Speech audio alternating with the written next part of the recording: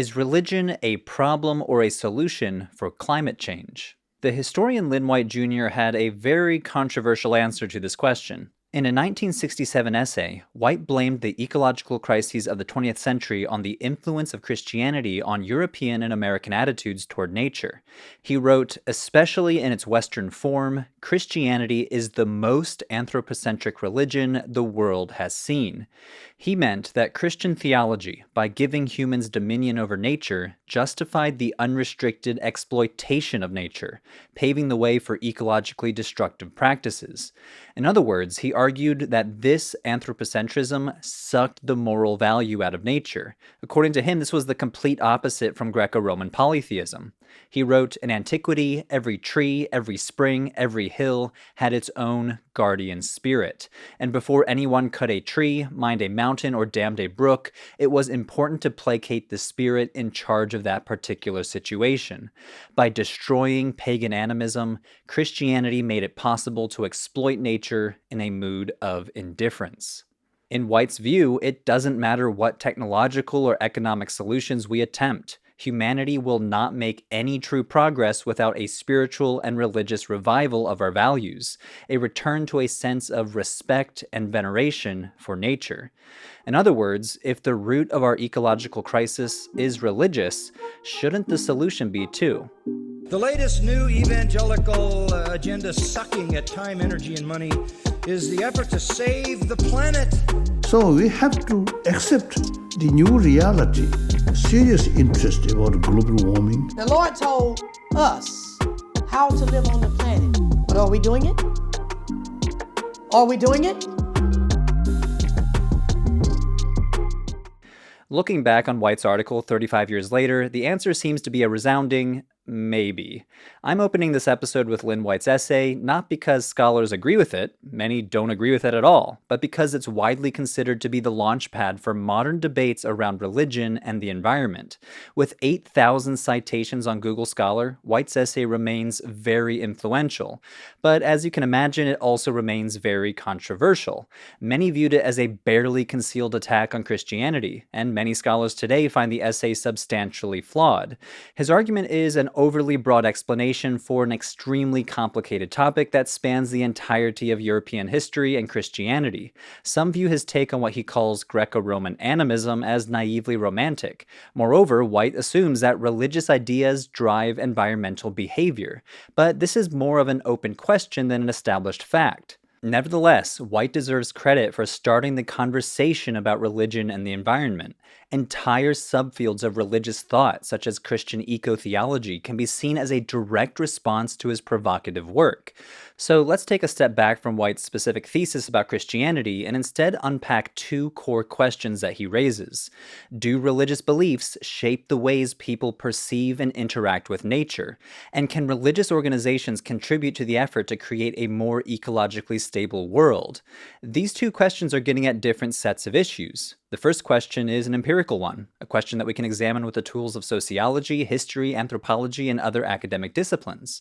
However, the second is inherently tied to values, activism, politics, and even theology. And though these can be messy and wrapped up in all sorts of personal ideologies, this core question, can and should religion be green, has been a powerful force shaping religion and spirituality in the 21st century. Everything from the Pope calling for people to care more about creation to staunch political resistance to environmental regulations.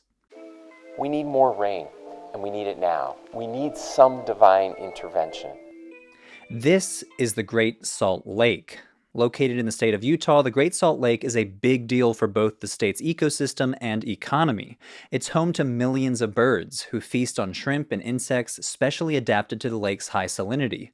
The lake also powers $1.3 billion of Utah's economy, providing everything from minerals to attracting tourists. Lake effect snow even helps the ski resorts in the mountains east of Salt Lake City. But there's a major problem. The Great Salt Lake is shrinking. In July 2021, the lake hit its lowest water level on record. Years of drought and excessive water use has resulted in a 44% loss of its average surface area. In response to this historic drought, the governor of Utah called on Utahns of all religions to pray for divine intervention. We need more rain, and we need it now. We need some divine intervention. Please join me and Utahns, regardless of religious affiliation, in a weekend of humble prayer for rain. This moment in Utah's history is one example of how religious beliefs shape how people perceive and relate to their environment. Throughout history, societies attribute environmental events to supernatural or divine causes. Plagues, famines, and natural disasters have often been seen as signs of divine displeasure, while good harvests and stable climates are interpreted as divine favor. These beliefs are found across all of human history and across all of human culture. Humans seem to have an instinctive tendency to connect their environmental fortune to mysterious and capricious forces. One possible explanation for this tendency emerges from contemporary research in cognitive psychology and anthropology. These scholars argue that we organize information in our minds into a set of mental models, representations that we use to navigate the world. Now, these mental models are not accurate or detailed representations of reality, but rather practical representations or good enough representations that help us get by in our day-to-day life. For example, I have a mental model for how my smartphone works. It needs electricity, it needs software, it can only do so many things at once without slowing down, but for me, as a non-smartphone engineer, that's about it. I have a very simple mental model for how a phone works. If I run into a problem with my device, I need to turn to a folk strategy like turning it off and back on again. Otherwise, I need to consult an expert, someone who has a much more complex and detailed mental model of my device. So what does this have to do with the environment? In order to survive, every society needed to develop a set of shared models that attempted to predict how nature will respond to its actions. For most humans across history, supernatural beings such as gods were a central component to their mental model explaining the cause and effect of natural events. When disasters struck the community, people with this mental model presumed that God, the gods, the spirits, or the ancestors must be displeased, leading to the search for a solution. It's not a coincidence that many top gods in ancient societies, such as Zeus or Baal, were associated with storms, a dangerous but agriculturally vital aspect of nature. While in ancient Canaanite society, the solution to Baal's wrath may have involved offering sacrifices, other religious communities might focus on the morality of the population or the ruling class. Emperors in imperial China ruling during natural disasters sometimes were seen as losing the mandate of heaven, and thus losing the legitimacy to rule. We can call this the socialization of nature. Nature is brought into relation with humans. Human actions and ecological events are linked, and divine beings are part of the social equation. If we return to the example from Utah, we can see that the governor is appealing to a mental model himself, a model that says humans can communicate with a being that controls the weather, which in this case is God. One reason that this may be persuasive to those who share the governor's worldview is the fact that forces like rain are chaotic and very difficult for humans to influence directly. So appealing to divine forces is a way for leaders to take action, and it's a simple model to accept. Prayers go up, rain goes up. Its simplicity appeals to the human mind, which is much better at processing straightforward models of causation like this when compared to the complex tangle of human and natural factors that led to the shrinking of the Great Salt Lake. The more random or chaotic the process, the more these sorts of mental models appeal to people. So, because human action and nature are linked in the mental models of so many societies throughout history, when the environment changes, beliefs can change with them. For example, consider local beliefs in the goddess Hadimba in the Western Himalayas. She, among other things, is thought to control the weather. As the climate has changed in the region, many devotees have held to a traditional model. We worship, consult, and petition Hadimba to turn things back to normal. But another paradigm has emerged as traditional rituals are no longer having their intended result. The scholar Ehud Halperin has found that beliefs in Hadimba are shifting and declining due to the ecological instability in the region. This has challenged some villagers' faith, leading to some speculating that the goddess is either powerless to stop the change or has deserted them entirely. The cause and effect framework of local beliefs were pressured to adapt. Now, local explanations for the weather may involve other mental models. Halperin found that some blame moral decline in the community or blame outside developers or construction, but it's clear that as the weather in the region continues to grow more unpredictable, traditional beliefs in the community's ability to influence the weather through ritual for Hadimba are likely to decline as well.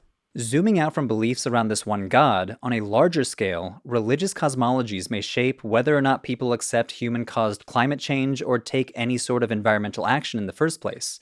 For example, in the US, several studies have found an inverse relationship between accepting the findings of climate scientists and the end-time theology of evangelical Christians, beliefs that the end of the world will come soon. We see a similar framework in the Hindu idea of Kali Yuga, or the belief that the world is in its last great epoch before undergoing destruction and rebirth. Several researchers have found that many Hindus explain climate change as one among many signs of Kali Yuga, with some saying that there is nothing humans can do to stop it. From these examples, we can see that religious practitioners interpret their relationship with nature through their religious narratives and ideologies.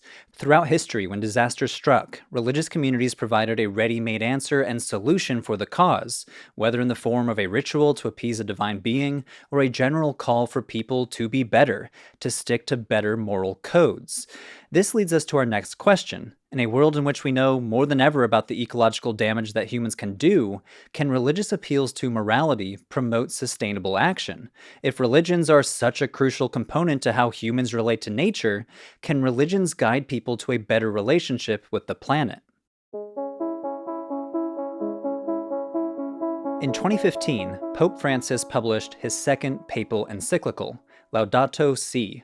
An encyclical is an open letter that the Pope writes to address both the Catholic clergy and laity on issues of belief or practice, particularly in relation to whatever challenges the Church might be facing at that moment. Laudato Si was an unusual encyclical for two reasons. First, it was addressed to every person living on this planet, rather than just to Catholics. And second, its topic was on the care of our common home. In this letter, Pope Francis blasted what he saw as the dominance of a technocratic mindset on world politics and economics, a mindset that treats people, animals, and the environment solely as resources to be ruthlessly exploited. He called for immediate action to counter climate change and encouraged Catholics to develop partnerships with other religions in order to achieve this goal. He wrote, "Doomsday predictions can no longer be met with irony or disdain. We may well be leaving to coming generations debris, desolation, and filth."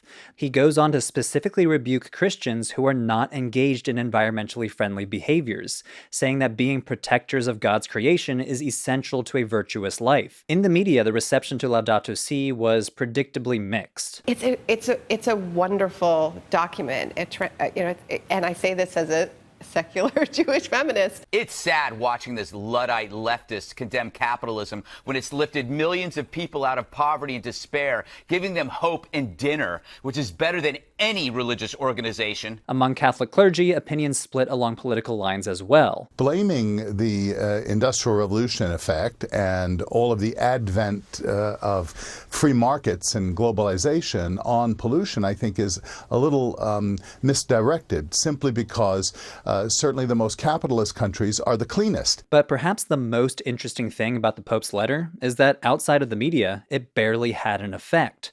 1 month after the letter was published, only 22% of US Catholics had heard about it at all from their clergy. After a full year, that number had only grown to 32% having even heard of the encyclical at all. Looking back on it almost 7 years later, it seems the letter did not cause any massive surge in Catholic environmental activism, and this is a common story over the past few decades. Since the 1960s, religious leaders have declared that we need environmental action, even publishing eco-friendly reinterpretations of religious doctrines. However, there remains little statistical evidence that religions have become more green at all. A 2018 study by the social scientist David Kaninsky looked at a series of Gallup surveys that began collecting data from Americans in the 1990s. These surveys included a variety of questions about attitudes toward the environment as well as religious affiliation. When he conducted a statistical analysis comparing religiosity to pro-environmental stances, Kaninsky found that there's been an overall decline in pro-environmental attitudes across every single denomination of Christianity. Other studies have found that beliefs in biblical literalism or end-times theology seem to be a major factor in determining levels of environmental concern. Scholars call this the end-time apathy hypothesis. On the surface, this seems to be common sense. If you think the world is about to end, why would you engage in the type of long-term action required to fight climate change? But this is not the whole story. Consider a study conducted by the religion scholar Robin Veldman on climate change denial among American evangelicals. Veldman assumed, based on previous research, that the end-time apathy hypothesis would hold true. End-time beliefs would be a primary factor driving climate change denialism. However, after conducting her study, she observed this was only part of the story. Many evangelical churches were outliers. She says some groups actually revealed positive attitudes toward environmentalism and climate change, much more positive than those I had encountered in the evangelical churches I had visited. What accounted for the difference? She concluded that for the evangelicals she was studying, climate science is rejected due to an embattlement mindset. She suggests that climate change narratives are viewed as a threat to their faith that had been concocted by secularists and their allies as part of a broader campaign to diminish Christianity's influence in American society. In other words, the key factor determining whether or not evangelical Christians were becoming green was not just their theology, but rather a complex interplay between their theology and social and political identities. This might also give us a clue about why the efforts of religious leaders to make green versions of their religions have had little tangible success. Top-down attempts to change beliefs and attitudes will always come up against the reality that the daily lives of religious people are also shaped by a bunch of other forces, be they cultural, economic, or political. This is not to say that all religious environmental activism has failed. There are plenty of examples of interesting environmentalist efforts rooted in religion and spirituality. But what's clear from the last several decades of research is that religions are dynamic systems that evolve in response to changing social and political climates, and sometimes in response to changes in our literal climates. When examining the relationship between religion and the environment, we need to turn our initial question on its head. Rather than just asking, how do religious beliefs shape attitudes toward nature, we also need to ask, how is the changing climate reshaping what it means to be religious in the first place? Hey everyone, this was episode 1 in a new series on religion and the environment. The series was brought to you by the Religion and Environment Story Project with the support of the Arthur Vining Davis Foundations. This is a really cool project based at Boston University, where I got my PhD. Other episodes in the series include What Are Sacred Groves, Is Environmentalism a Religion, and more. Each episode will examine a different story at the intersection of religion and the environment. So stay tuned for episode 2, and I'll see you next time.